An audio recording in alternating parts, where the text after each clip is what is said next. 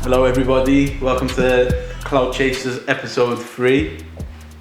Yo! You're here with Ryan Bingham, aka That Boy Bing, aka the Black Brad Pitt, alongside Peter Kent, aka the Snowman, aka the White Purple Lackey, and lastly Curtis Spencer, aka Lieutenant MC, aka the Black Jimmy Savile.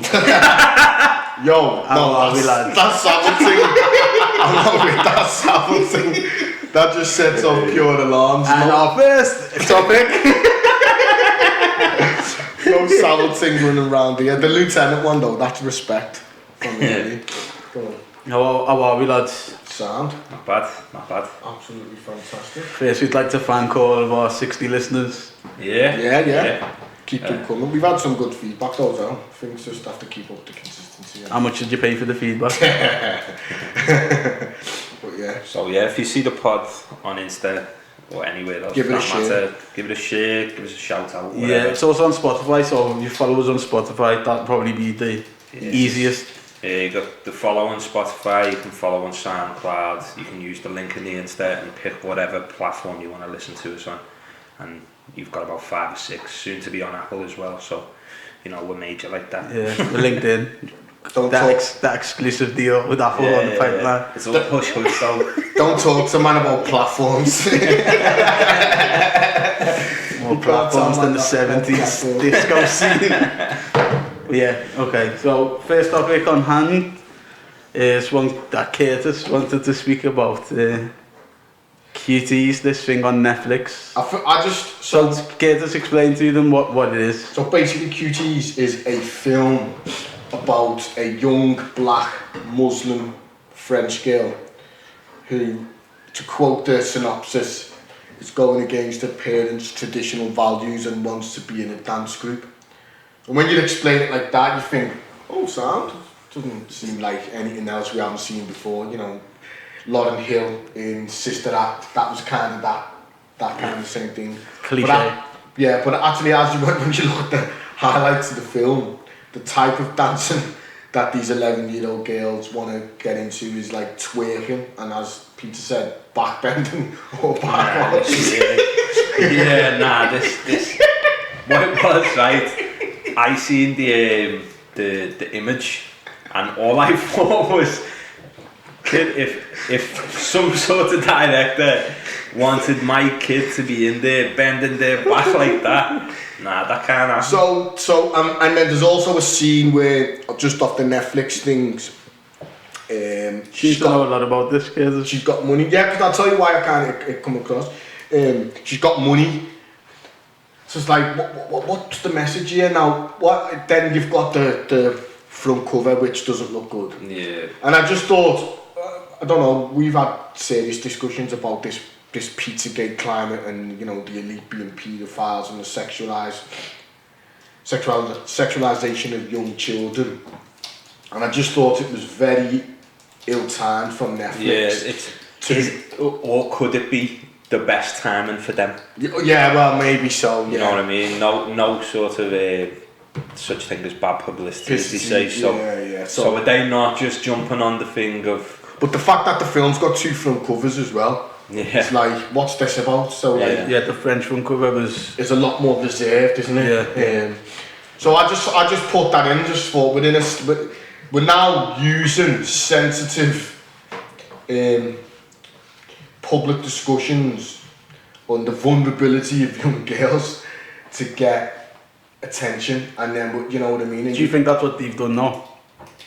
Well, they've either been very misjudged the reception of putting young girls on a front cover like that. Anyway, to take out the Pizzagate nonsense, that. Yeah, no one was thinking about Pizzagate but you, to be honest. No, but I'm just saying, take that out. It wasn't acceptable. But now that Peter says that, and it's got 2 film covers, so yeah, they clean Netflix have apologised, haven't they? They have, yeah. Have they took it off? They haven't took it off, no. The film's still going to go ahead, but they've apologised for the branding and stuff like that. Yeah, I just didn't like some of the trailer from what I seen. Like, I didn't even watch the trailer. The stuff from cover was... No, I seen the front cover and I thought, nah, I need more context. So I watched the trailer and nothing was clarified. But even the thing with the film... Nothing was explained away. But there was a scene in it where the mum turns around and says to the girl, you're a woman now. And then it cuts to a scene where these lads are saying to them, how old are you? And she's going, no, I'm 14.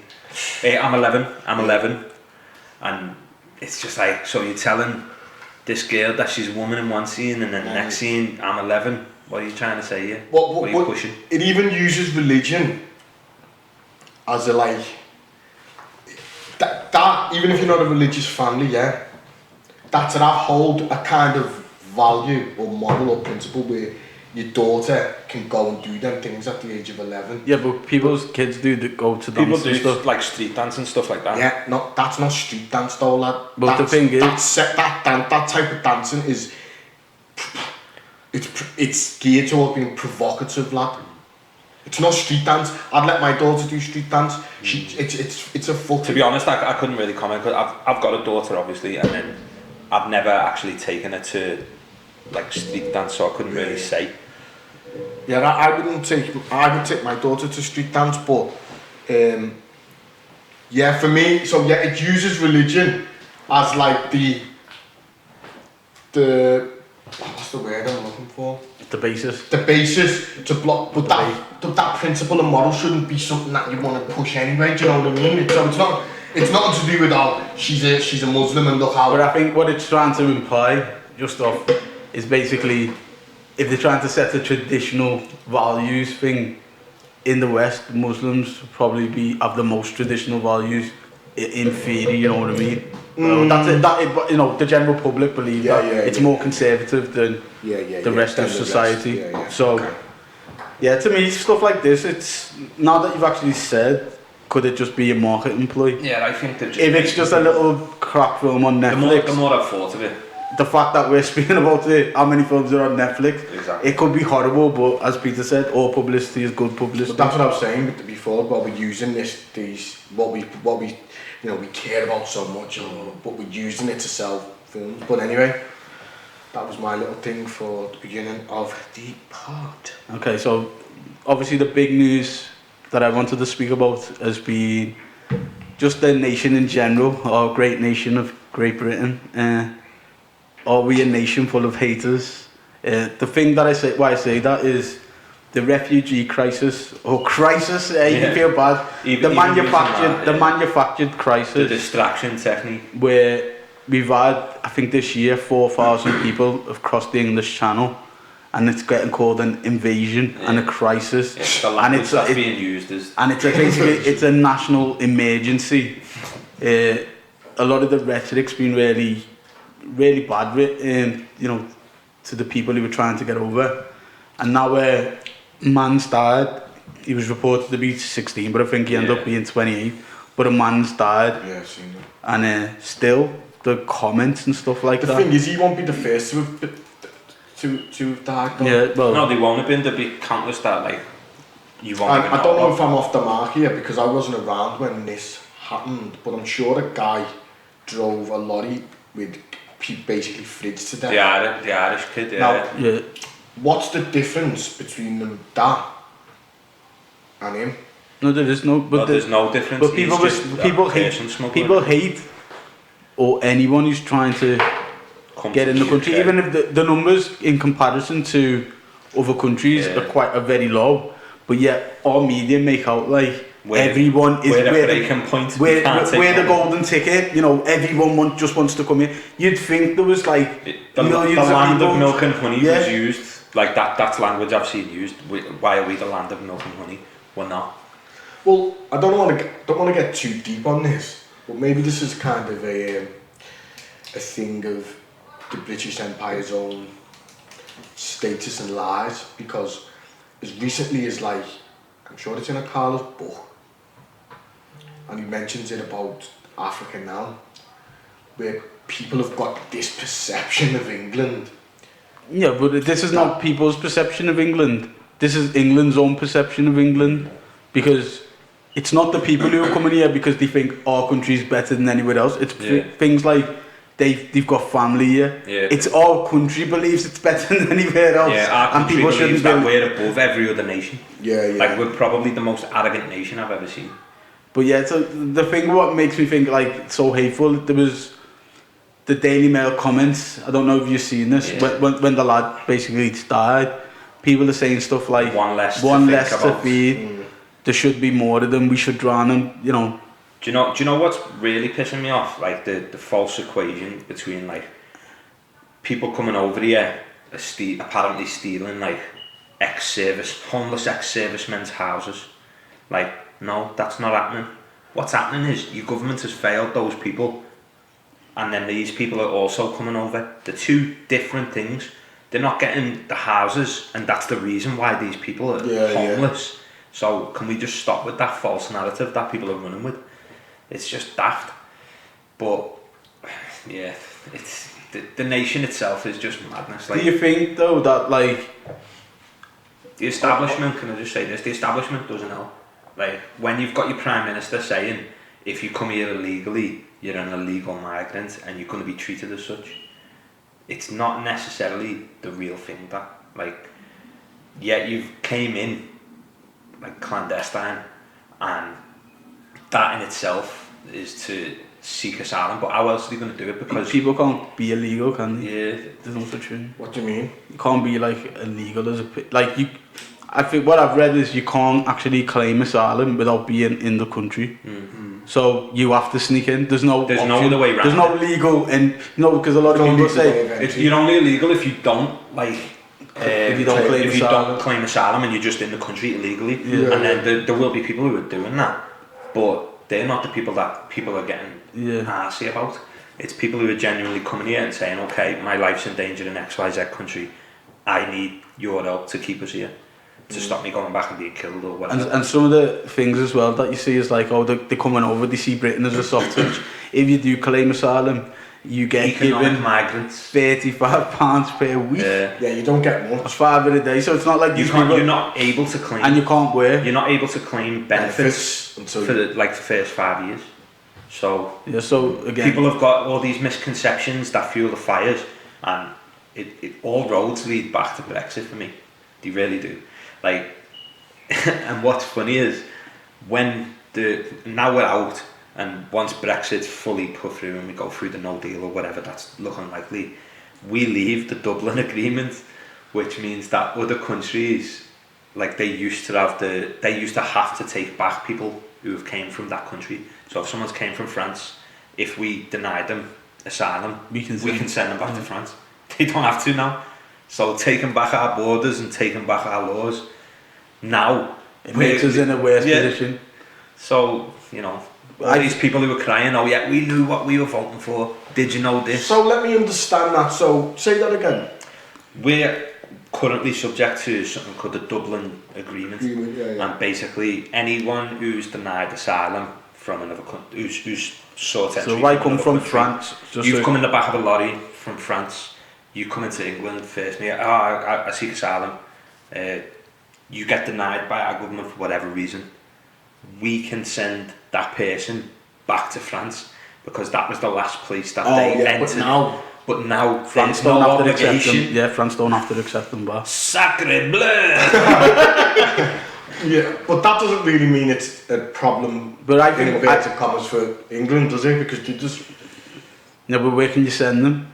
But what I think's going to happen now, it's going to have to be okay. We've denied you asylum, and you said that. Say you've came from Syria and your life's in danger.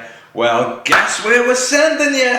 And then that's going to be a whole different thing, and it's going to drag them through courts for human rights for years. Everything's going to cost more. I think the thing is though, once we're out of the EU, Peter, we can just all these agreements and stuff like that. You can see we're going to go down the American route, people in cages and just be sending people back without a... Because the nation will applaud it. You had someone in the news on Good Morning saying, why don't we put Bob Dwyer in the English Channel to sync with the dinghies? So basically drowning people, and that's getting said on legitimate... This isn't like on a YouTube channel I guarantee you, this same person is outraged when a sea turtle has got like a fishing net wrapped around its throat. If these were dogs in boats, kid, the nation wouldn't have it. Come on, good boys. You don't look at these other people. You don't see the human element. You don't, because that's even the... Because people think that they're... In this country, people think that they are above... Yeah, it's the wording though, because even I seen something the other day, like 37 people drowned in Libya, like off the coast, and it doesn't get called 37 people, 37 migrants. It's migrants. They use dehumanising language. Just going off this, which is obviously a serious thing. When we say like we're a nation of haters, the biggest example of this and just people's like it doesn't make sense. Remember a few years ago where the McDonald's workers were looking to go on strike because they wanted £15 an hour. So basically, the reason why they wanted £15 an hour, McDonald's is this big corporation making X amount. We want more of the profits rather than like a minimum wage, yeah? Now, we don't work in McDonald's, got nothing to do with me. Good luck to you. Yeah, if you can get a good wage, fair enough. Yeah, so, more on them if they can get a good wage. Yeah. People were outraged that just normal people, they don't deserve that money. They haven't worked hard enough for it. People who are probably earning more than... No, it would be people who would be earning similar amounts, like close to what they're going to be earning. So, like, say you're on £16 an hour, and then you've just found out you could just go into Mackey's, do whatever Mackey's do, and earn £15 an hour, and you're thinking, hang on, I've done X, Y, Z to get here, and I'm earning this. Again, this because we're a horrible entitled. In that particular thing, and this goes into the things that we have, the money reflects status, and that's what it's about. It's not about, as we said before, off air, equality or people getting what's right for them. It's about jealousy and envy when it comes into certain... Yeah, but why would I, if I'm making £15 an hour and a McDonald's, good on them. No, that's not how people think generally, like. People don't think that way, but they should. Jay-Z said it best, what you eat don't make me shit. Yeah, well, he's a kettle of fish for his bad things, but people, that's why people are outraged, because everyone should be happy with their own thing, but they're not. They're too. But that's why do you think this is? And is basically our nation. It seems that people they want to be angry at anything. It doesn't matter if it's McDonald's workers, refugees. Just seems that we need to be people on benefits, disabled people who are on a virus. They really want the fact they have to wear a mask. Everything's just everyone's angry about everything. There needs to be a focal point of hate for everyone's like. But there's no vocal point of hate because sorry. There's no focal point because it's shifting constantly. They're angry at everything and everyone. That's just the way it is. I think like you see like people who like they're angry with their own lives and then they turn to like. But what's it stem from? Because I've got two theories of where it comes from, or where it's sort of pushed from. At least you've got media, when you've got like the Daily Mail who use like mad language in any article about the EU, like we're in shackles. As like the EU have held us hostage and whatnot. Then you've got these pages on social media that are pushed, like, and they definitely use different types of algorithms to target certain people with certain beliefs to push and further narratives.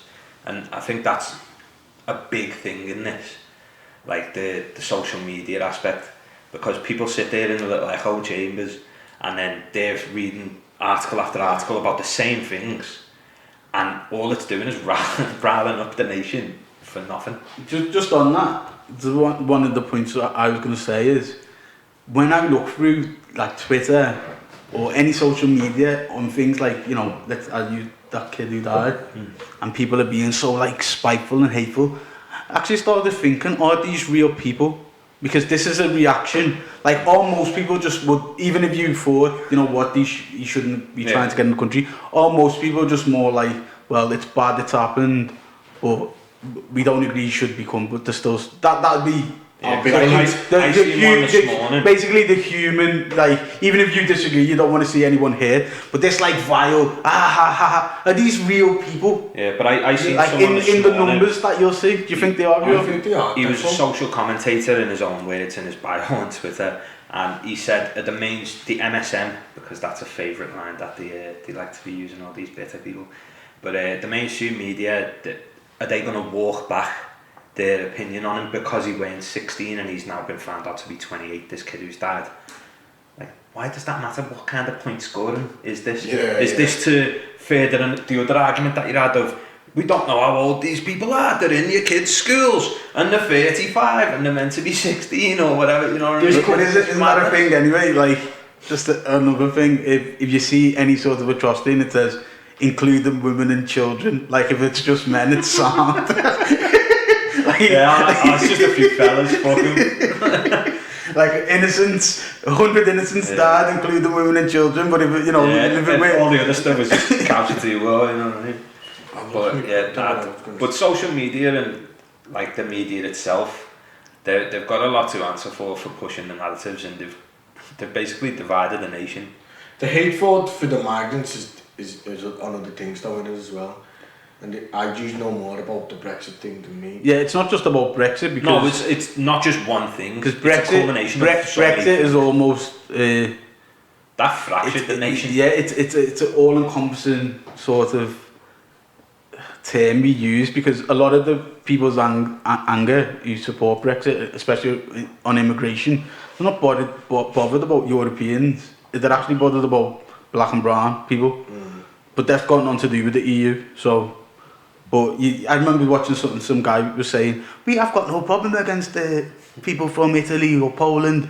It's the Africans and the Asians. We don't want no more Muslims in this country." And it's like, it's nothing to do with the EU. Then, mate. What are you talking about? But he's voting against it because he's, you know. This is the thing. People are gonna get like a mad shock when we need immigration to survive as a nation, because we've got low skilled jobs that need to be filled, and we've got our own nation of fucking layabouts who won't do these jobs, and that is a factual thing.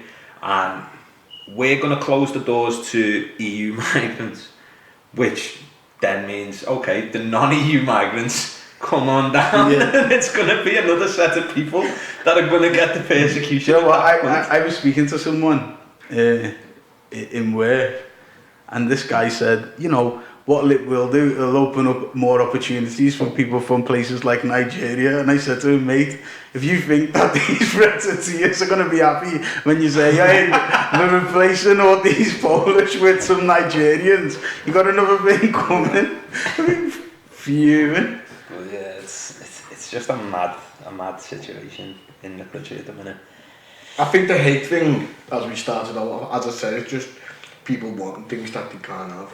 Or someone else getting something. It's someone getting something that they feel they should get to, and they see other people getting certain things as a handout. And I don't think it's, see, there's a thing here, what you're saying, kids, but it's not, you've got something I want. A lot of this rhetoric comes from people who've got more than, so they begrudge. So it's like, look, I'm a successful businessman, but I will begrudge a single mother on getting a flat.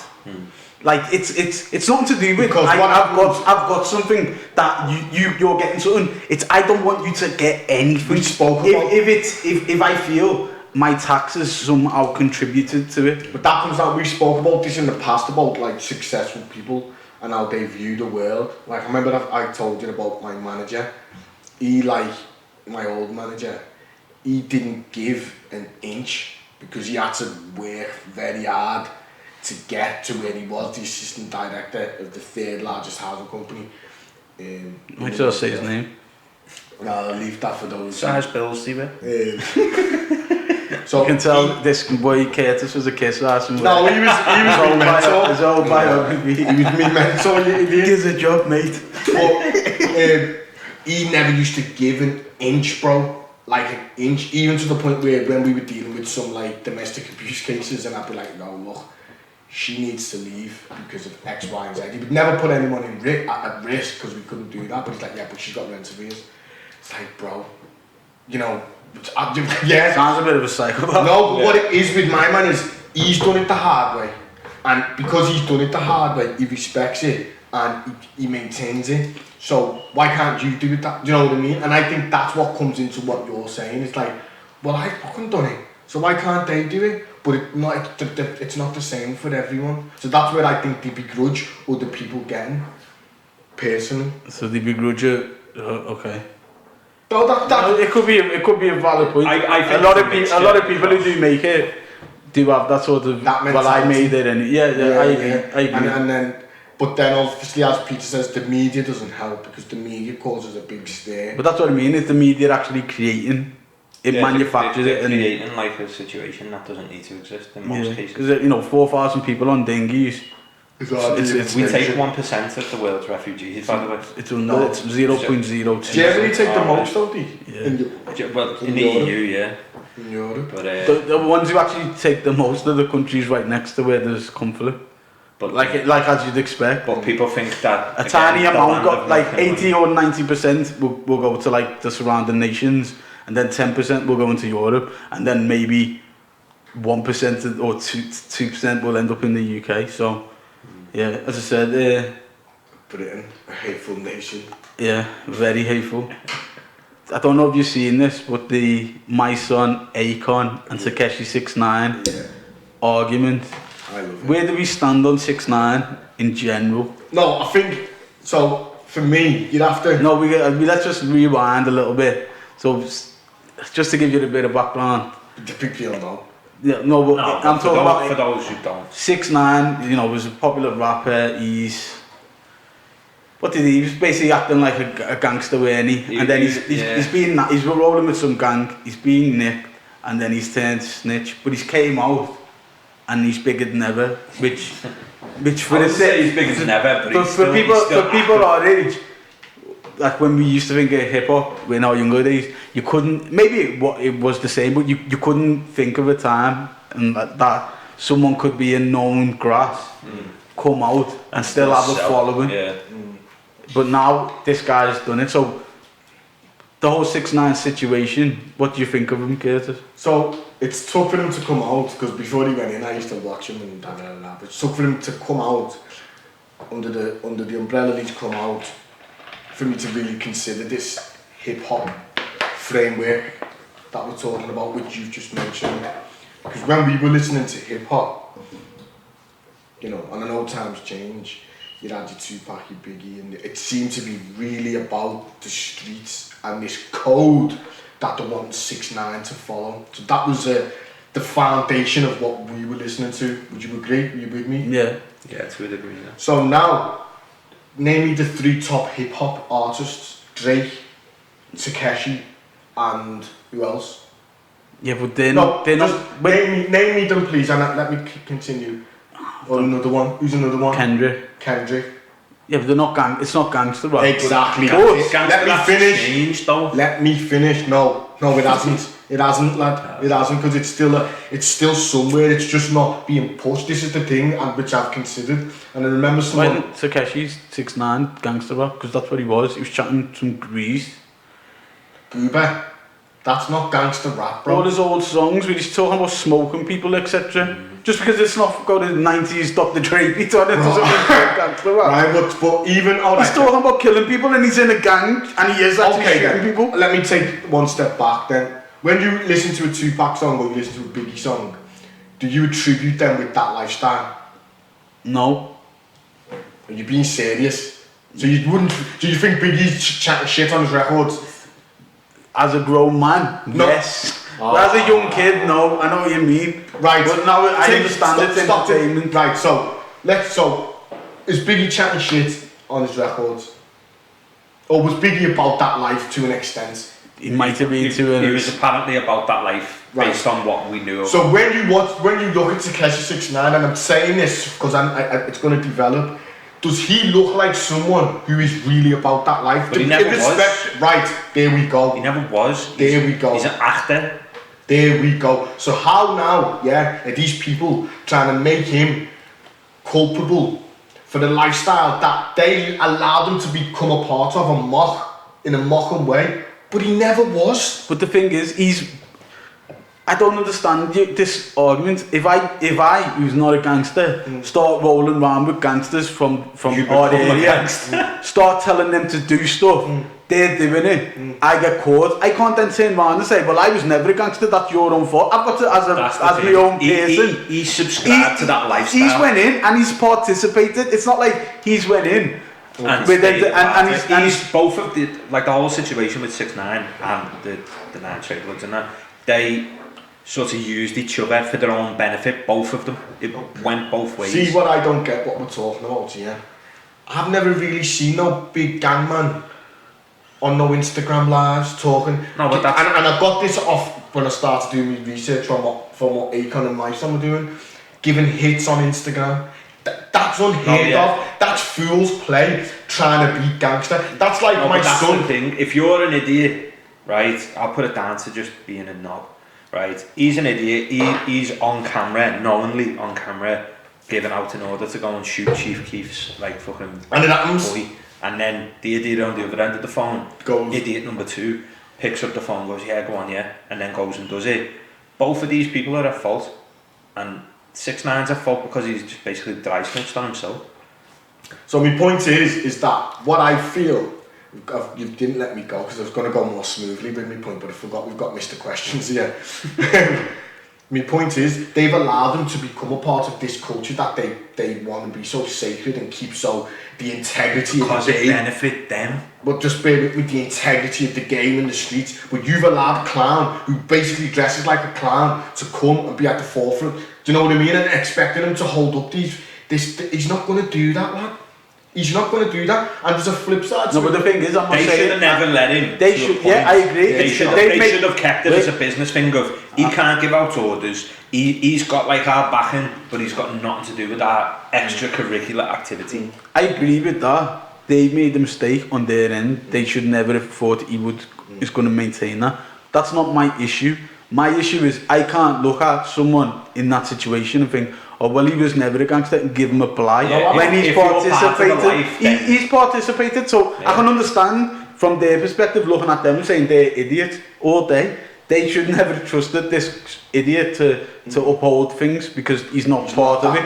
Yeah, I agree with that. But at the same time, I can't respect 6ix9ine if you do something as a man and you can't go back and you can't wheel it back and then act like he's a victim in it. No, that's what he does. But he does that. See, I haven't got yet to his actions.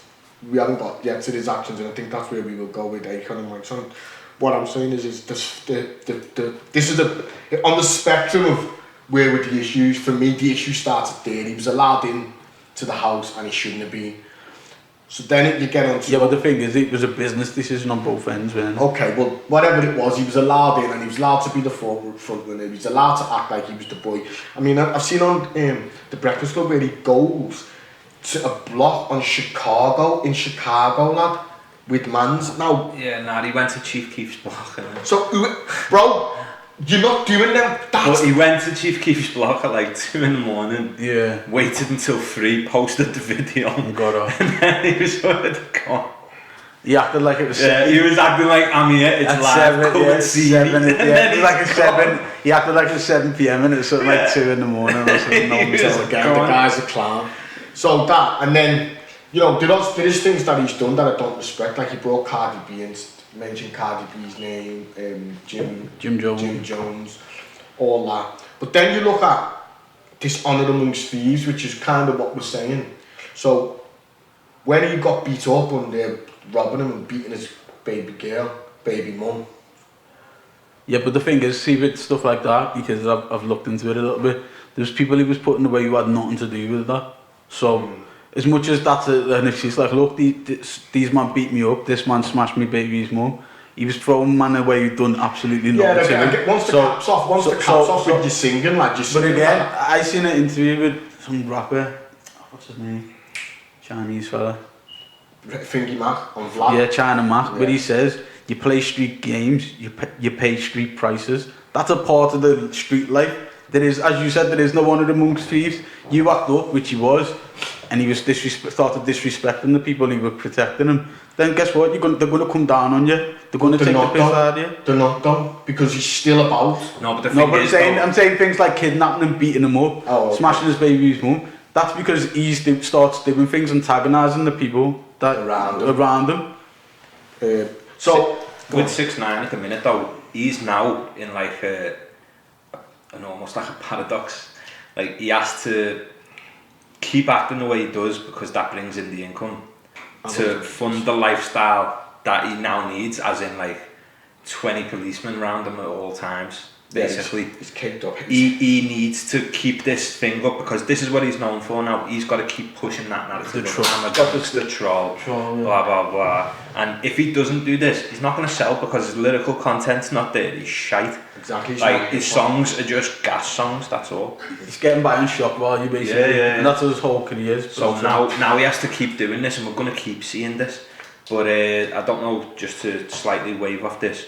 Like, you've got 6ix9ine who's basically lived that life or been a part of that lifestyle, and then he's grassed, and then you've currently got people calling Meg Thee Stallion a grass for what's happened with her, because she's just been shot by Tory Lanez. Obviously there were rumours about it, and then she's came out on Insta Live and done like an Insta Live saying, yeah, it was Tory who shot me, they had an argument, she got out the car, walked away, and he blasted her in the foot with, as you said, Bing said, this big Ike Turner energy. Yeah. But R.I.P. should wow, should she be held to the same standard of accountability in snitching? Well, this is what Fingy and not saying, sorry to jiggle this around, when it comes to Tekashi, and I think I've heard people saying this about this Stallion woman, is that it comes down to this Stallion woman. No, it comes down to the lifestyle that they lead. And Akon says it best as well, against Mike John. No one gives a shit about the street code, especially when they're in trouble. No one cares. In the bigger picture, this street code, to fucking 80% of the world, it doesn't exist, lad. Yeah, I agree. So if you're a part of it, it doesn't. Yeah. But it becomes when you're real. feeding off it. No, okay, there's all these people who've been 50 years, so to them, they did hold it down, didn't they? They done what? They didn't cross No, it becomes real when 6ix9ine's facing 50 years. That's when reality starts to kick in. It comes down to the lifestyle they've led, but it also comes down to a thing of what are they losing at, like, because what Akon was saying about Tekashi is, you're saying he's not a man because he didn't fucking hold it down for the streets, but he's held it down for his son and all his kids, and you know what I mean? So what do you hold here to? Where's your integrity lay? Does it lay with the streets? But the thing is, but basically anyone, if you're a gangster, could come with that same argument. Yeah, it's good. Everyone's got families, everyone's got so this and that. everyone could say that, so, but I don't think, I personally, if you're a part of that, so if me and you, Curtis, were involved in a criminal enterprise, yeah, I could think, do you know what, if me and Curtis get caught, I'm not doing no time because my loyalty lies with my family. That's not right, is it? Well, what I will say, mine, is we did get caught sagging in Year 7 and you told the teachers for no reason that we'd sacked before. That you sacked before? This isn't the first offence,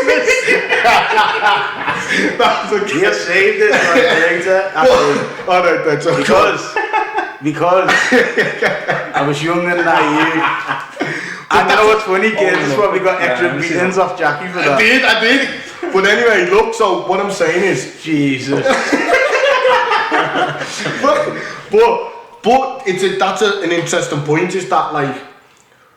So, Meg Thee Stallion, why should she be treated any different? Because she's not subscribing to the gangster lifestyle in it's the domestic violence thing, for one. And she's not. That old chestnut.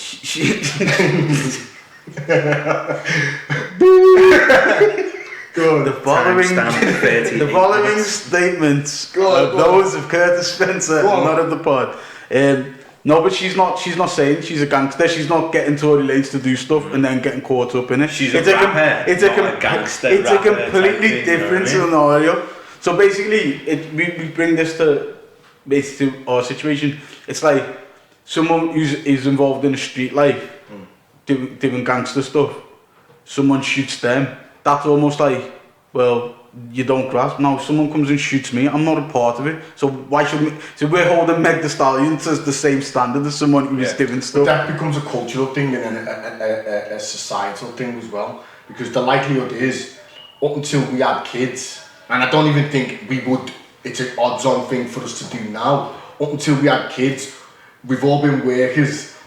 None of us would phone the police for any kind of criminality. Well, going on to one of the topics later on, you might be surprised. But you get what I'm saying, generally. So it's not about the rap thing and that. This comes down to, I don't want to go down the race rabbit hole, but it comes down to a black thing and police, lad. That's what it really comes down to. Black people don't like phoning the police for anything. I remember someone said when we were younger, what would you do if mans were at your door trying to get dough? Yeah. Man said he'd phone us, his mates, over the police. Like, boy, I ain't helping you. Do you know what I mean? So that's where... Nah, that's a young man's mindset, that. Alright then, so here's a scenario. You're out with Peter or myself. We're out in town having a drink. Some random kid from the area comes up, starts a fight, stabs one of us, and we die. Would you grass in that scenario? What do you mean with a grass? Would you talk to the police and corroborate your evidence with them? Yeah, because he's dead. It's not a joke. I'm a 34-year-old man. I ain't holding up no values of this fucking nonsense. Let me just say, I'm not trying to sit here and say that I would. I'd be telling Mr. Officer my national insurance number, everything, and we'll go ahead and we'll deal with it. You see, the thing is, it's a different debate really. It's about morals and values, lad. And I know this is getting bandied about a lot, especially from me, but what I'm finding is... just get rinsed with this. You fucking grasses. This is what it comes down to. Where do your morals and values and your principles lay? And what do you really want out of certain things, you know what I mean? That's what it comes down to. What do you pride yourself on? Because I'm telling you now, lad, these same man who were saying, my man's a grass, 6'9", will feel no way, yeah, these type of man who win in the game, to run up in a yard if they knew there was 50 racks there, where there was 2 baby girls sleeping and a single mum, and take that dough. So, that's alright. Yeah. You see what I'm saying? It's almost the thing, it's like the person who tells the police is worse than the actual... It's like, bro, but, so remember like that video you put in our group where they were saying, I think it was due down to a drug thing where the guy... I know, it weren't me who put it in, but someone put a video in our group where the guy was walking. Yeah, he was walking with his kid across the street and someone had shot him. Pulled up in a car next to him and everyone said, well, that's bad, that. I think everyone, it's because we've all, like for the most part in our group, we've all got like kids and stuff, and it's just a fact of that fella's gone in front of his kid. I think that's what didn't sit right with a lot of people, and obviously this is the lifestyle that those people have chose. This is why I would feel no way in grassing any person up in like fucking that type of situation, because you know I'm not about no street life. I'm just there paying me taxes. It just seems by the government. For me, as I'm getting older, I just like, you know, probably down to my own situation as well. It's like, what is this about? Like, you know, I'm by the way, I'm not condoning what 6ix9ine's done, to be fair, and I'm not support what he's done. I'm just trying to play devil's advocate and understand the situation. No, yeah, I understand. At the end of the day, he's done. You know, he's not a part of that life, so I understand why he's done it. But me personally, my thing isn't on necessarily someone who, you know, tells the police, gives the police information. My thing is, if you're involved in it, I don't think you should. Yeah. I like me personally, if you've done something wrong yourself, then you should stand by that. Yeah, you shouldn't put other people in if you're involved. That's what I can get down with, and that's what my son says. He's like, look, because what's good about the Akon v my son interview is, I think Akon's trying to be a bit condescending in a covert way, saying like, yeah, I respect you, my son, because you're a street nigga, but I'm above a street nigga, and he keeps saying it, and my son said, no, listen. This is about it's about being a man. It's nothing to do with being a street nigga. It comes in with what you just said, or similar to what you just said. So I can get that. So come at him with that. Come at him with, you're just a little pussy and you should have took the consequences of your actions. don't dress it up with this code and this. Yeah, no one gives a the fuck. thing is, but that's a part of the code, isn't it? I think. Is it? The thing is though, just on Akon and my son, Akon's just seen money signs, hasn't he?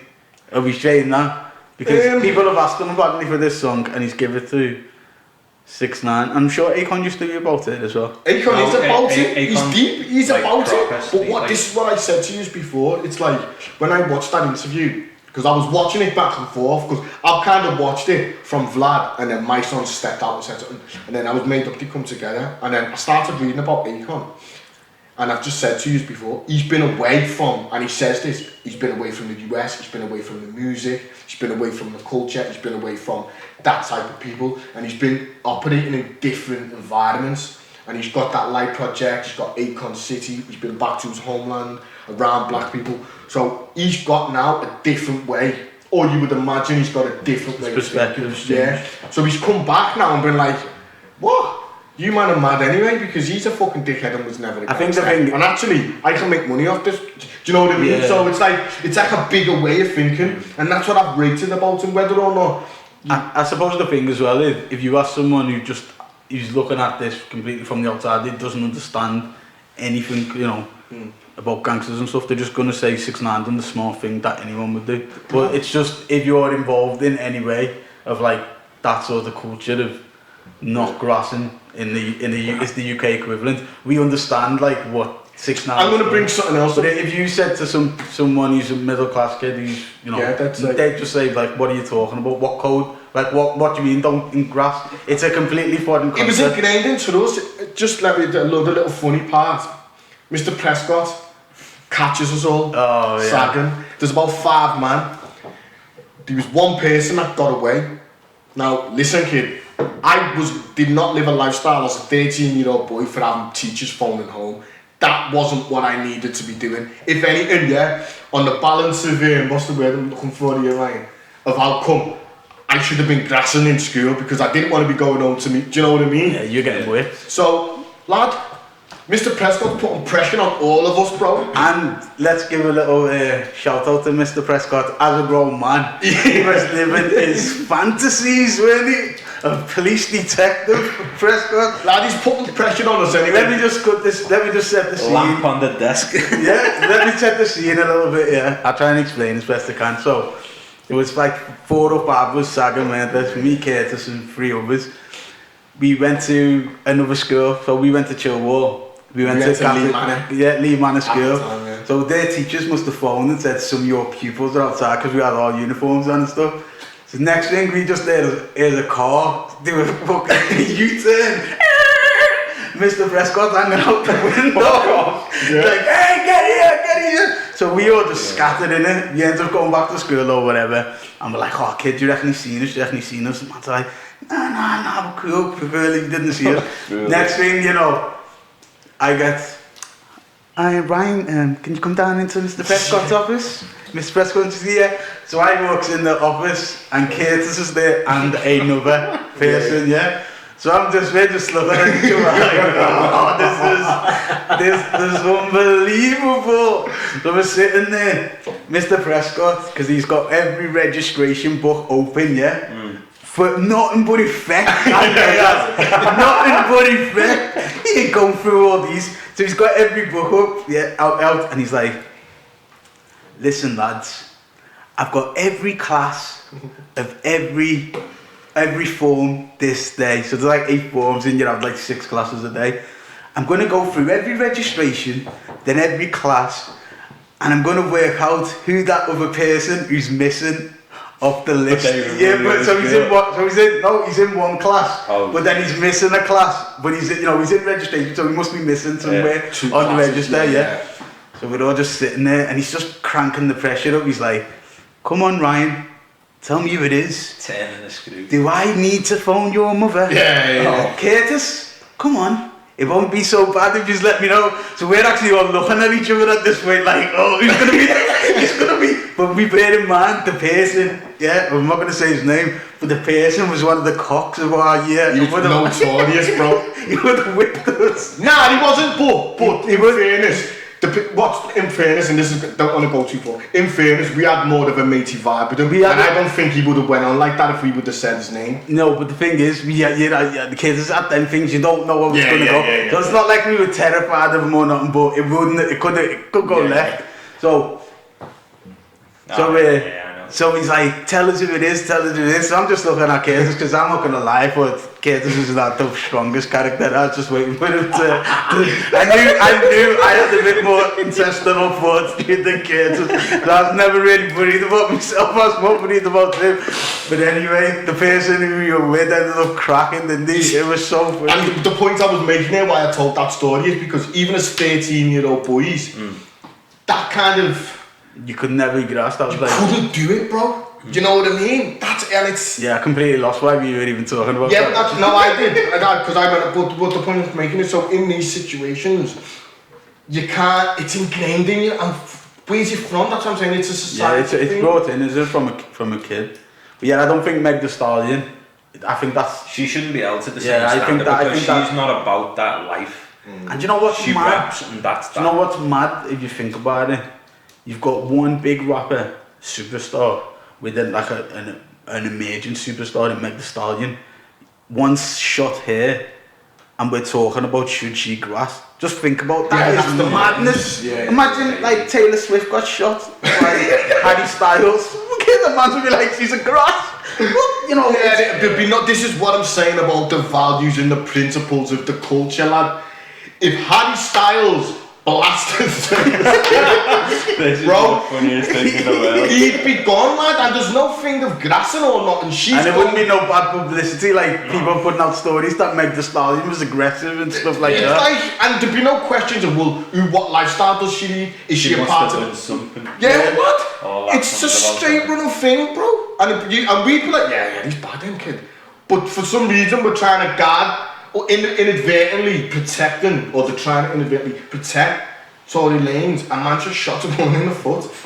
Who was walking away allegedly. It's crazy, lad. But anyway, so yeah, I just think, just to wrap this up, I think I like Akon, I think he's on a new wave, and I think it shows the small-minded thinking of certain pockets of our culture, personally. Yeah, I agree, there is, but... And that guy, that mad guy off Instagram says it, he says it a lot, Stay Woke TV, who's now charging. But he said it a lot. I know he's crazy, but he said it a lot. No one's ready to look at themselves and take accountability. Everyone wants to go, oh this, oh that. But when are you going to look at your own set of codes and think, this ain't right for the real world? There's a bigger world out there than whatever street you're repping. You know what, like my whole perspective, I've spoke to probably both of you, I'm not going to go into details, but my whole perspective of like life was changed when I started working after uni in like in a proper firms and stuff, and mixing with different people. I realised that everything I believed was completely wrong. Like drug dealers is just like, oh yeah, so and so is a grafter. That's just a legitimate. Bro, we can mix. No, when I start, as you go on, you find yourself omitting them details. Further down the line. Yeah, once you move on from that job, it's okay. I made that mistake by divulging a bit too much. No, but I was in the same thing for a long time, so I probably made a bit. I remember like this woman who I got proper close with, and she was from like Bootle, and she was like, oh, yeah, something had happened in Yakon. She's like, they should fucking burn in hell, them, the dirty bastards. I think, what the fuck? They were drug dealers. And I was like, rah. I remember thinking, nah. When I was in year 6, I could have sent you to go and get a weed from. Yeah. You know what I mean? And I remember thinking like, right, we've been twisted up. I remember speaking to some woman and just saying like, you know, talking about like something happened, and I was like, oh well, I hope they get away with it or something like that. She was like, what do you mean? They're ruining lives. I was like, at the end of the day, they're just making money. If people want to do it, it's their own fault, you know. Yeah. But then you realise that, you know, your view is a minority one. Major. When you think as you're around people, you assume everyone just has this anti-police thing, but they don't at all. It's majorly, but again. So, talking to Meg Thee Stallion, new song out. Wet ass, P-word. Right, don't say it's fucking... I thought it was worship and prayer. The opposite of that. So here to speak about wet ass, P-word, we've got an old washed up P-word. Go on, Curtis. Sorry,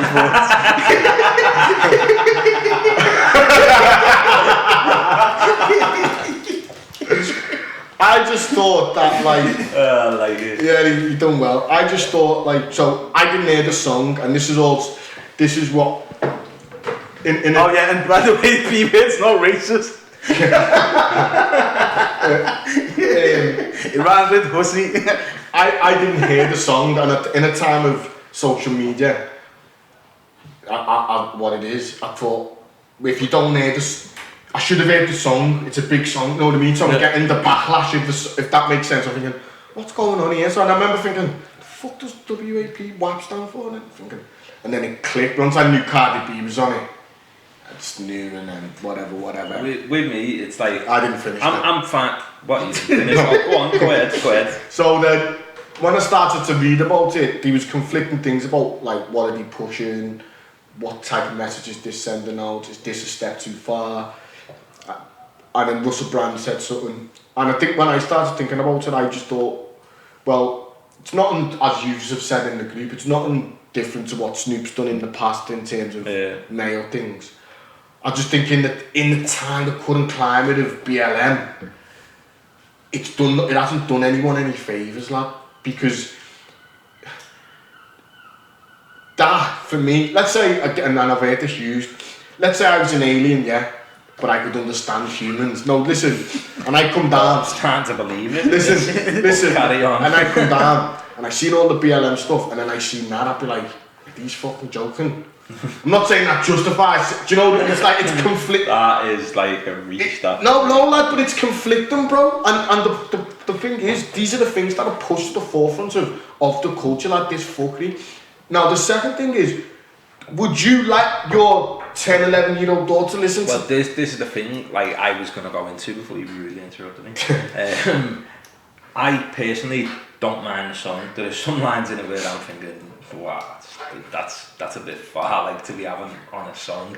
And then I'm thinking, am I ever going to let my kids listen to this song? No, that's not going to happen. Not even the clean or the alleged clean version, wet and gushy. Do you know what? Which is hard, I know that's a tiny version of a clean up. That. But again, it goes down to this thing of I'm liking my spectrums here, but Cardi B's come up, yeah, or grind was built on being a dancer and da-da-da-da-da. Why was that in air quotes? What? Why was that in air quotes? Because that's what it's not, it's just, I'm getting away from this nonsense of this grind and all this, hustle, whatever.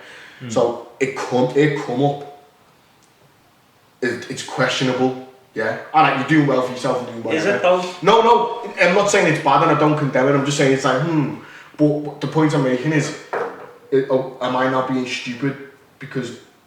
This has been done before though. Thing is, can I just use this as an example? People used to look down, like you're basically the old white guys who used to look down and like NWA when they first came out. Like, no, you are, because people are saying back then for NWA that, we're rapping about our lifestyle and what we see.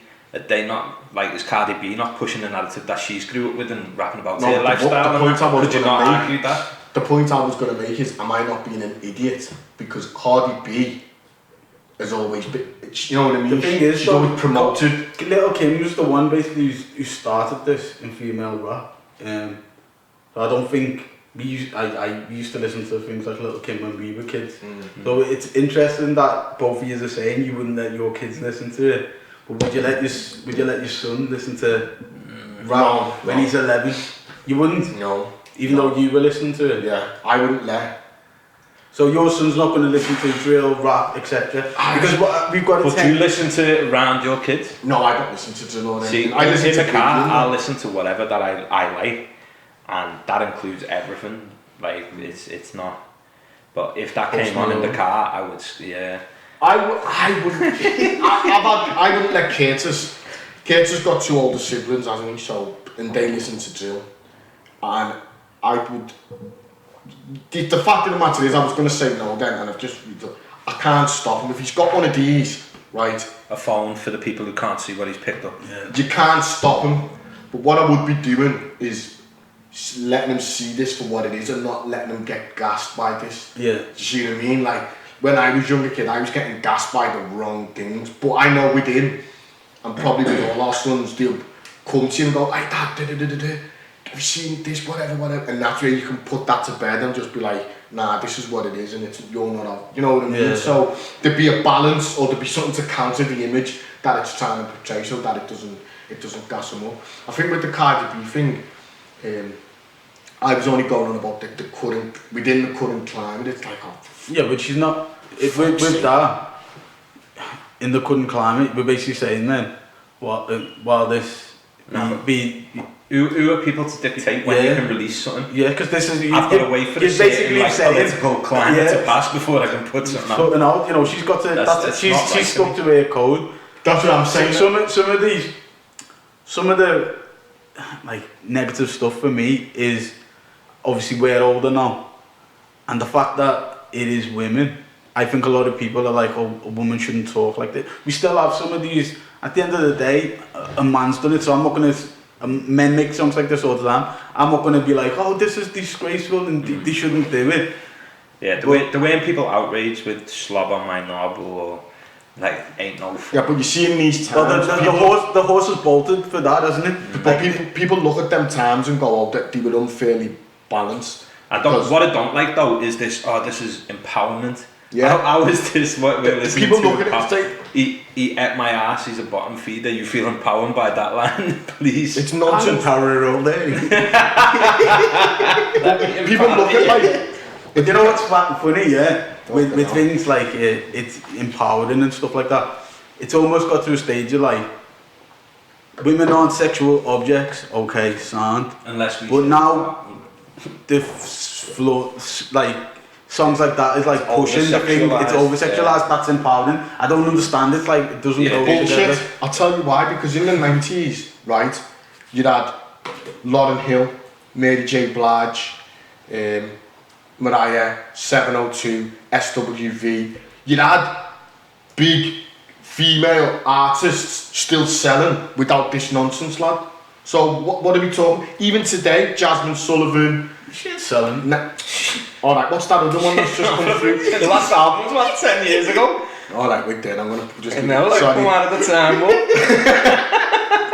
Everyone's like that, who's Jasmine Sullivan? Okay, Brandy's just put out a new album. Yeah. You've got Tiana Taylor. Brandy's just put the new album out, I don't rate it. Tiana Taylor, bad album. Summer Walker, bad album. Yeah, Summer Walker's one. So, you know what I mean? It depends on what you see, what's empowering. Yeah, but you only go to certain people for certain things, you know what I mean?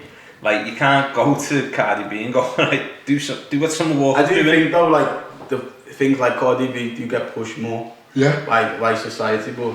Because it's ruining us. It is what it is. In the news, Peter, Selfridges are you're now able to rent clothes, so great day for you, I suppose. Are you kidding? With your Fendi, Peter's head to toe in Fendi, so I don't know if they started already, Peter. Yeah, did it connect? That's what it is.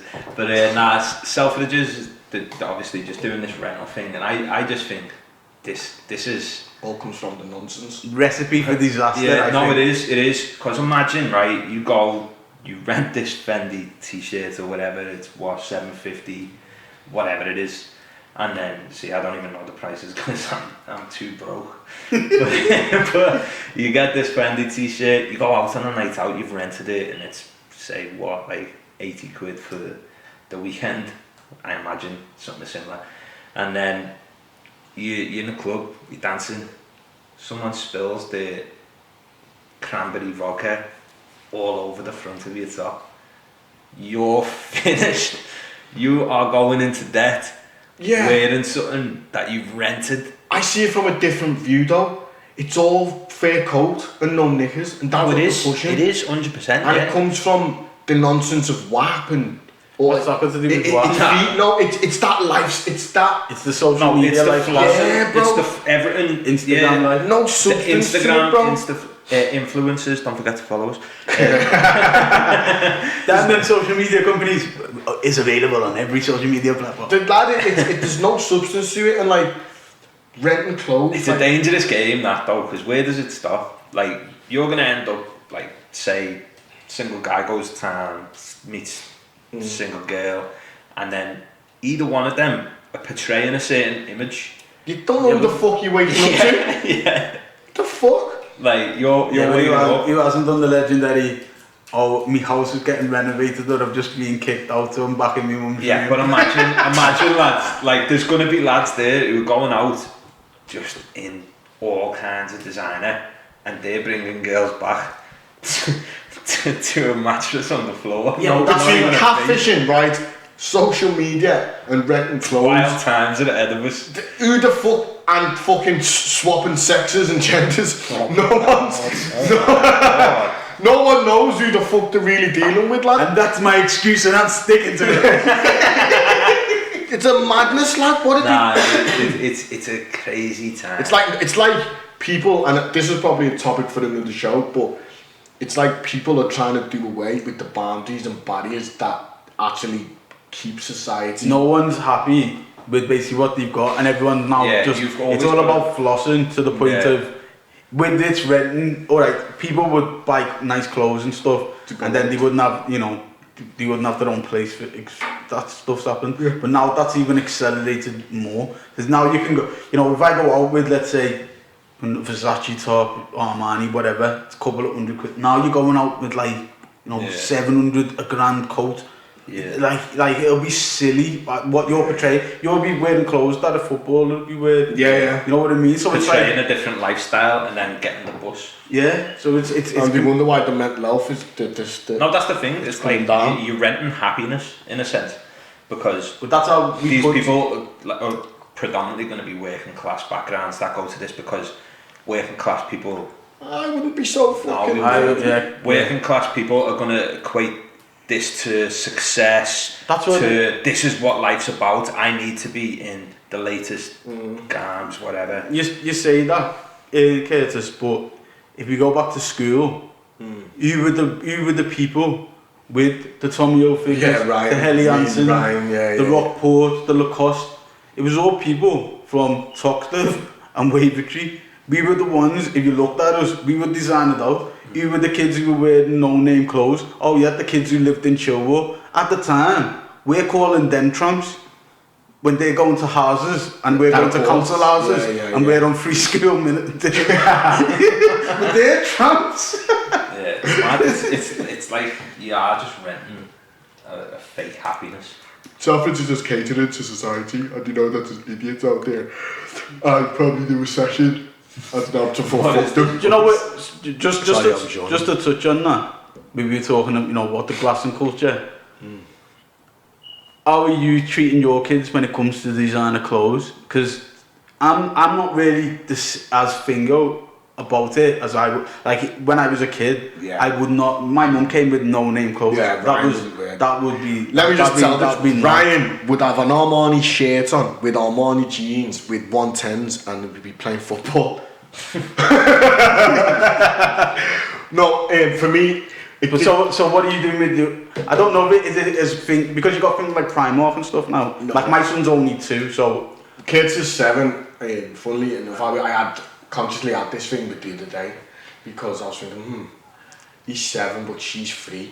So where'd you like in terms of the budget, I was getting them a few bits. I was like, maybe I need to get him a little Adidas and shit. Do you know what I mean? Yeah. You probably have a similar thing. But if this comes down to when we were in school, our parents were probably catering to the pressures that they knew that we had. So when I was in school on the playground in Granby, you could get bullied if you didn't. Or not bullied, but you get. I remember someone wore Knicks. Yeah, and that was it. Game, set, match. Our discussions with the new DKNY shirt or in kids' cavern and shit like that. But in Curtis's playground, that's not. Yeah. He's not interested. He's not. He's one thing he is with his footy boots, but that's because he likes football. I was going to say something to you then. Like I remember you saying something about other kids and like the footy boots, and you felt pressure to get like the top notch things, the boots for him.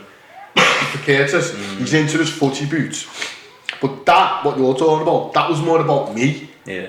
That wasn't really about him. I push my own we'll call it spade here, it's your own insecurities, innit? Yeah. Because you've seen what you went through and you don't like kids to go through anything like that, so you're going to do whatever.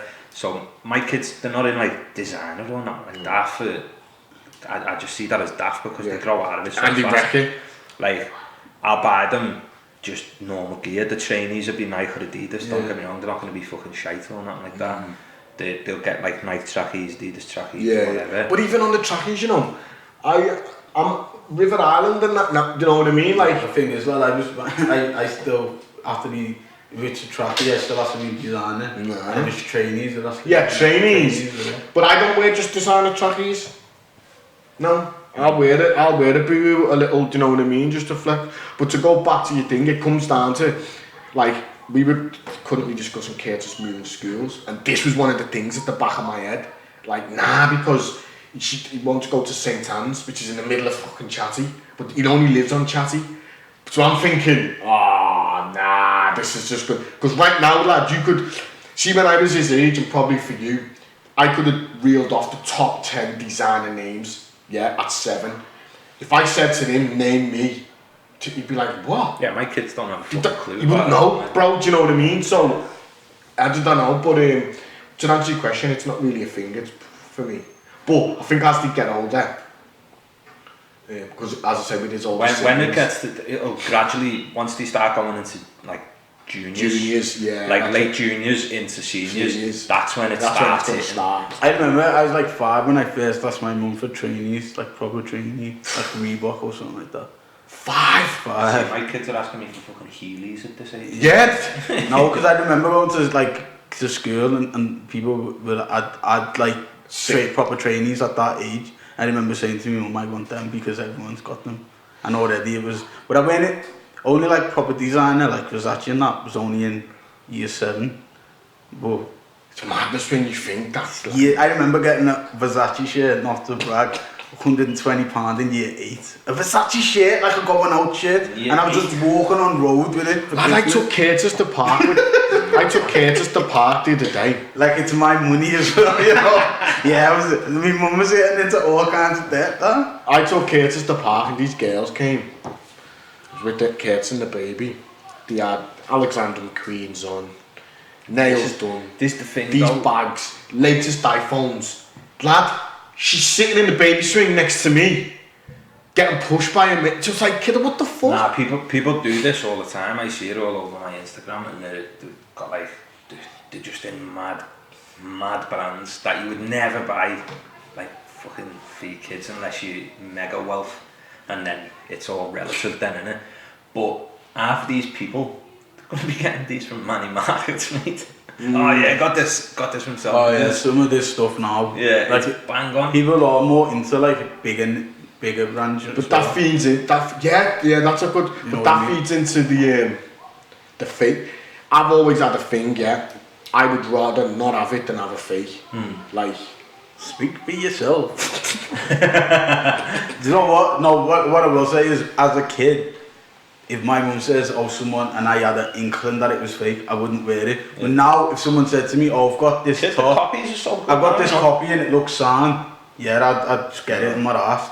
I wouldn't. Like, I got like a t-shirt, an Armani t-shirt, if someone's like, oh yeah, they're like a 10 and just, lad, all you realise is the actual ones are exactly the same. A plain t-shirt with a little tutu print. It's nothing special, but you're paying like 60-70 quid for it. For a plain black t-shirt, basically. Nah, I couldn't do it myself. So I definitely wouldn't be doing it for my kids. No, I'd rather do... Nah, I just wouldn't. But yeah, so that's what I think of the self-interest thing. But just on the finger, like school days and what we were speaking of, you wanted to tell a story before you said for later, or was that the story? Oh no, my story. You wanted to go into the grassing story, didn't you? You wanted to say I grassed it up as a kid. How much of this story do you remember, Curtis? A lot, lad. So, just for those who aren't familiar with Liverpool lingo, sagging is truant thing in school, which me and Curtis done a lot of, didn't we? Yeah, enough. Remember in year 10, what we used to do and play Pro Evo? I remember actually, tell you the funny story, sorry. In like year 9, my mum started working and we didn't have locks on the front bay window to the living room, but we lived in Smithdown Lane, so no one's going to climb through the front window. So I used to go, bye mum, see you later, boom. When my mum's gone to work, boom, I come back, open the bay window, boom, jobs are good and I'm in. So this one time now, bye, whatever, boom, way to the top of the hill, yeah, Sam, boom. Kyle's there, Kyle, boom, boom, boom, yo, I'm off from school, come, let's go and chill, play the computer. Anyway, this one time, for some reason, my mum's home early, bro, yeah? So she comes to the front door, so me and Kyle are in the living room, yeah? I'm chilled out, shoes are off and that, badding up myself. So, oh yeah, she's at the front door, but I can hear her driving, yo, Kyle, come, boom. Gets all my stuff, gathers all my stuff, come, let's go out the back, and then I come round, yo. My mum had forgot her keys, she's coming round the back way. I get in the back garden, kid, my mum comes through the back door. I'm just like, oh shit, Kyle shits himself, my mum's like, Scott, you haven't been out. Oh, I got my ass kicked, lad. And kicked out in silk boxes. Just on some other terrible stuff that's happened. Just talking about time you were with, the worst time you've had with birds. Now, the worst time for me was when I got caught slipping. Me and Giorgio, bear in mind this was about 10 years ago as a disclaimer, so it was long before any of us had girls were married or anything like that. So I meet this bird out, I think, speaking to her and that, and she's like, oh, come to mine and bring a mate, and I've got one of my mates. So I'm like, sound, goes down in Liverland. So Giorgio drives, but he's like, should I drive? And I'm like, nah, we'll just go, lick her, and see what happens, yeah. So he goes down. We're just having a drink with these. Bear in mind, I've never met this girl. Giorgio's never met this one, it's just complete. But we're having a good time, drinking. And she keeps on mentioning, yeah, because she had a daughter, she was in bed. Her daughter's about 5 or 6, but she was just in bed. So we're just chatting, and she keeps on going, oh, my ex-fella, he was a bastard, he used to do this, he used to do that. And I'm just giving it that all. Alright then, was he, yeah? Oh yeah, he's a dickhead, because you know what you want when you first meet a bird. You want her to be talking about her ex. Some bit paying no mind, you know, you got to just take the rough with the smooth. Keeps on going up, he broke me jaw, he broke me arm. So yeah, I'm just like, oh yeah, he sounds like a knob, him, whatever. And then night escalates, ends up linking her, does our thing or whatever, and then so I comes back downstairs and it's me and Giorgio. So it's me the girl I was linking, Giorgio and his one. So Giorgio goes, me and her are gonna get off. Are you alright staying here? So I'm like, yeah, because the girl's been saying, oh, you're gonna stay over, and I'm like, yeah, Sam, no problem. Giorgio's wearing like a fucking proper scout, like a light blue Lacoste tracky or something like that. So I'm like, Sam. So man goes off. So it's just me and the girl in the kitchen now, just kissing or whatever. Out the corner of my eye, I see Giorgio come back in. And I'm thinking to myself, I'm kissing this girl and Giorgio's coming towards me. So in my mind I'm thinking, has he forgot something? Last minute I clocked that this tracky, that Giorgio's wearing is green. So I'm like, huh? As I move my head from the girl, I just see a fish flying out.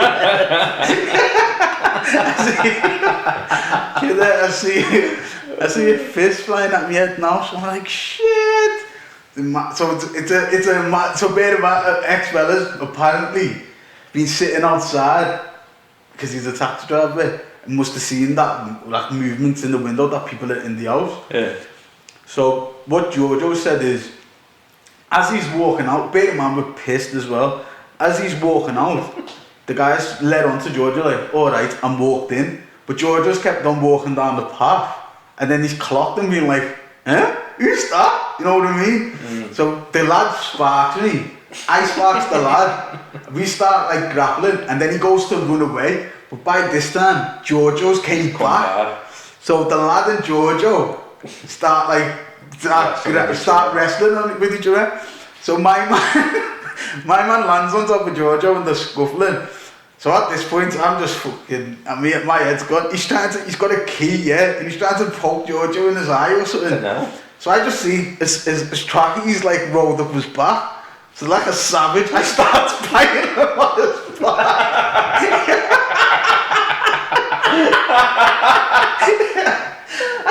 I start biting him on his back, yeah. So then, kid, nobody you could. Why is the bite the go-to? I don't know why glad man's in some animal mode here. So then man starts thinking a bit more thing, like, what are you doing? Like biting him, like fucking get him. So I get him in the chicken now, yeah. So this is the Giorgio's on the bottom. It's like me and Giorgio was sandwiched. He's on top of Giorgio and then I'm on top of him. So I'm chickening him and I'm whispering loud this time. My head's gone. I'm like acting like some fucking madman. Yeah, I'm acting like Hannibal Lecter or something. I'm like, get off him. I've just got him in the chicken, kid. I've had him in the chicken and then I stood up and threw him. But kid, he's been out. I must have had him in the I had him in the chicken that hard. He's been out. So I threw him and he's landed. He's landed next to like bikes, yeah. This one is the scariest moment in my head. The way he's landed, his neck is one way, and his like body's the other. Kid, I literally thought that killed him. So I'm looking at him now, man's all twisted up on the floor, and I'm thinking, shit, I've killed this guy, he's dead.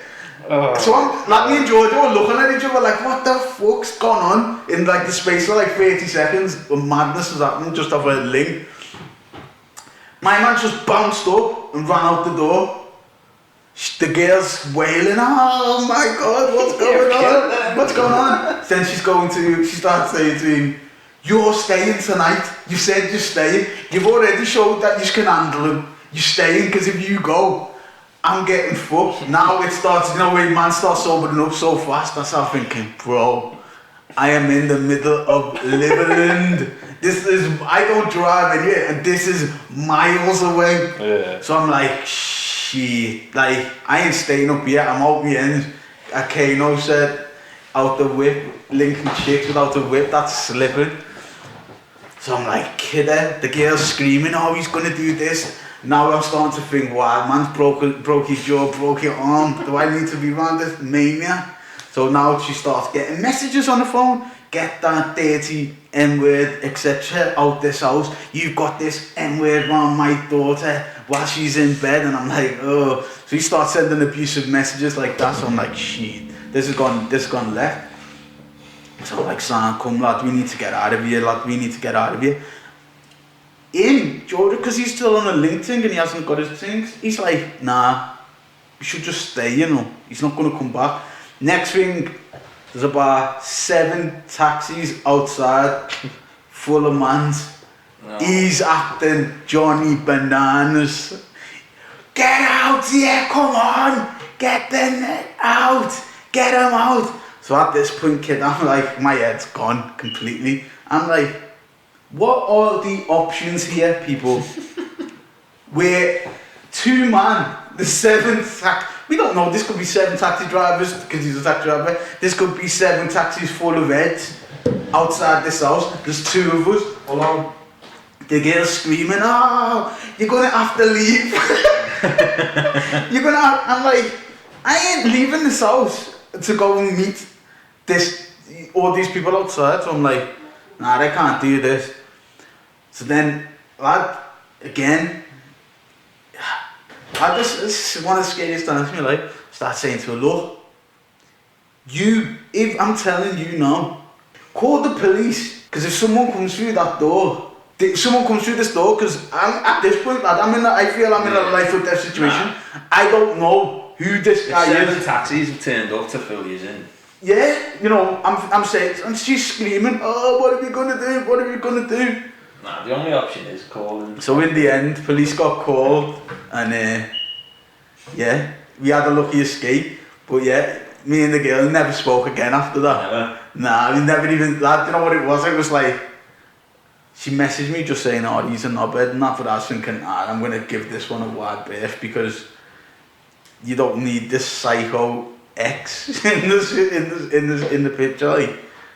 But yeah, that was probably my worst experience with a girl, like. Last story then, before we wrap it up. You and Curtis are involved in this one. Cool. Can you remember the legendary first holiday to Malia? I do. With the lads. So, do you know what was mad about this whole holiday? First lads holiday. Opted for 2 weeks. 2 weeks, which is long. Opting for 2 weeks. And how much were people taking for 2 week holidays? Like €600 or something like that, 600 quid? Bear in mind, this is what, 2006? Yeah, mate. 06? We are old. We were like 21, maybe 21. It's like 06 this was, so back then that was a fair amount. You could get a fair amount of Yeah, euros. saying that, yeah, euros are like Monopoly money then, maybe. So yeah, so the funny thing about this holiday, we went away, there's been 4 of us, we went away for 2 weeks, and then another 3 of us, including Curtis. Dave came for the second week, haven't he? But we're all flying home on the same flight. So if you've ever been to Malia, there's these things called fish bowls, which is a creeper, isn't it? It's like, it's a nice drink, but you don't realise how much alcohol's in it until it hits you. So we're a week in now, so we're seasoned vets, you know, we've served our time in the now. At the first hurdle and fucking been sick over ourselves. Yeah, we've already done it, so Curtis and our 2 other mates, they're there with the fish bowl. They got a massive one, there was 4 of us in it, we had a normal one. They've got a massive one between 3. So we're just telling them, look boys, slow down. Don't, and they're like, oh fuck off, you don't know what you're talking about. Have you got on these? Alright, granddad. There was a thing though where it was 10-second sips. That was a thing, because you had to drink these fish balls obviously with a straw, and it was basically you got to suck for 10 seconds, get as much as you can in them 10 seconds, and then just do it that way. So we'd already done this, and we were telling them, do 10-second sips, do 10-second sips on the slide. We were egging them on. Yeah, and they did, but it didn't end Well, it ended in disaster, so I'll just give you the rundown. So, as you know, it was me and Andrew, our friend, me and him had a room. Now, for some reason, that ended up being the room where everything, the night's events converged on us, and it was awful for me. It was known as the DOS house. So I've enjoyed my night. I've seen one man's fallen over, one of our mates. He's massive, he's like 6'3", 4". He's on the floor, finished. Andrew's had to carry him all the way. No one helped either, you know. This is how horrible we are as friends. So you've got someone who's an absolute... Everyone's in states. You've got someone who's an absolute unit, who's fallen over on the floor, and no one says to Andrew, we'll help you take him. It's just, I'll take him and do it yourself. Fuck off, will you? So Andrew goes away, takes him home. Curtis now, he's all over the place, falling over, acting the goat all night. Anyway, we all leave each other. I comes back to my room. You've got friend number 1 who's asleep on the spare bed and he's been sick all over the spare bed. You've got Peter who's sitting on my bed with his head in his hands crying. I'm crying? Nearly crying. You was nearly crying. I don't remember that. Like, so I've said to you, no, you was nearly crying. So I've came into this room, to this scene. So first thing I met with is friend number 1 who's a unit. He's asleep on the bed and is sick on the bed. Sick, yeah. So I'm like, kid, I make sure that is he gonna be alright? Make sure he stays on his side or he's gonna choke. And then looks at Peter and he's like looking all stressed out, like something's happened. I'm like, what's wrong? And he's like, Curtis in the bathroom. So I'm like, what? Looks in the bathroom now. Curtis having a shit. And he's also just sick on the floor as well. And he's just chatting nonsense. I need to just phone my mum. I need to just phone my mum. Is he bolloco at this point? No, he's got his shorts by his ankles. So I'm like, what Kate is like, I'm phoning my mum, so I've got no patience. So I'm like, Peter, and Peter starts going, have you heard him, lad? Have you heard him?